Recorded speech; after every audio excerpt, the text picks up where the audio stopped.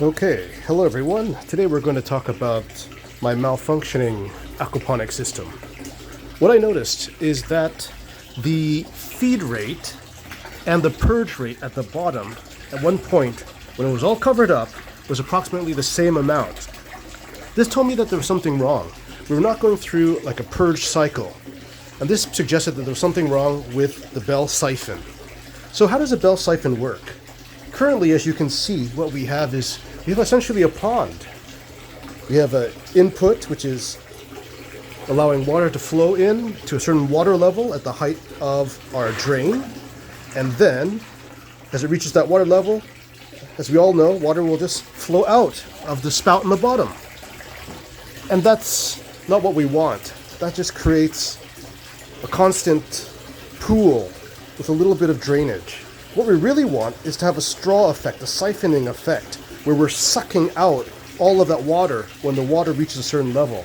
And so what we do is by adding a cap here, what this will do is it will cause all the water to rise up in the cap, and then because of the cohesive property of water, it will suck out. So let's do a demonstration.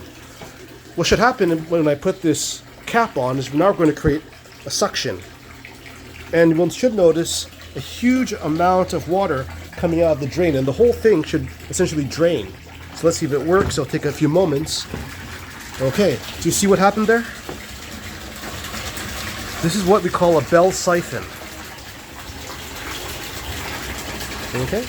And that's what we want. We're going to know that the water level now will rapidly drain.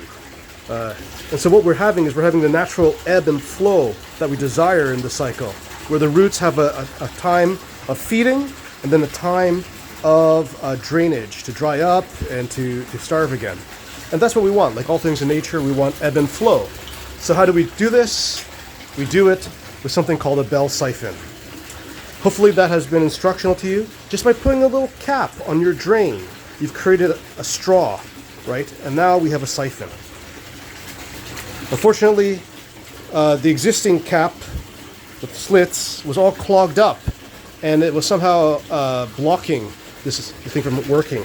So what I did, I took a little flower pot and I cut a hole, so now I can observe if the siphoning system is clean or not, or if there are any issues. So hopefully that's an improvement.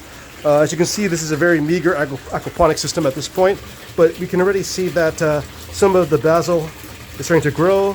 I noticed that the lettuce was not doing well. I think it has to do with the different water levels. Obviously, the way that this is tuned, it optimizes a certain root depth. Okay, and how this works, as you can see below, there are little goldfish there, 10 to 20 cent goldfish that poop in the water and pee in the water. And what that does is that creates ammonia and other nutrients, which then flows up to the top system where the plants are, and then the plants are fed. And likewise, the plants clean the water for the fish below.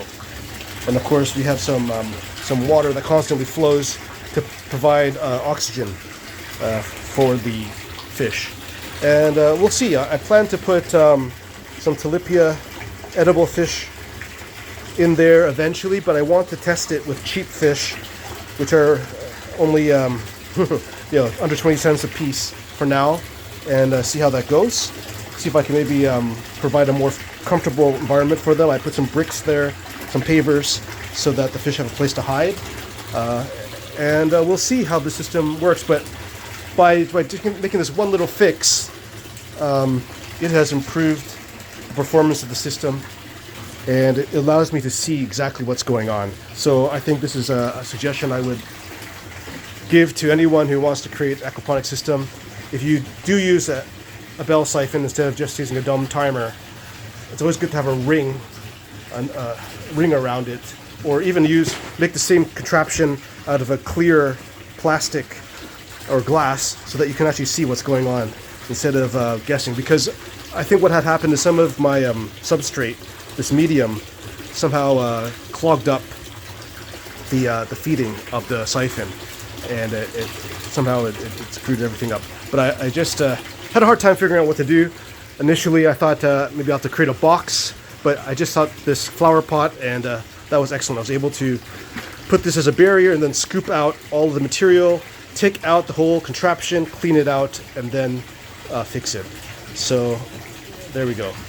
All right, everyone. I hope that has been educational for those of us who are beginners in aquaponics.